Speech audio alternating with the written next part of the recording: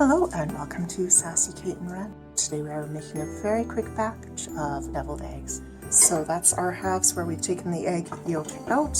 We've got our egg yolks in here. We're going to add to that about 1/3 of a cup of yellow mustard, and we're going to add another about a 1/2 cup of mayo.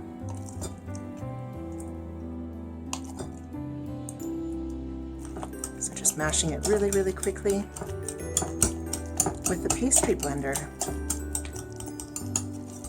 You can pipe it into your eggshells to make it a little bit fancier. Very quick to make, and always a crowd pleaser. So we're just going to go by a spoonful into our half eggs.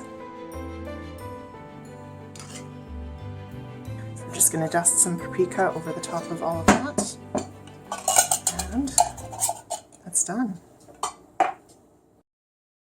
It's going to be fancy and delicious.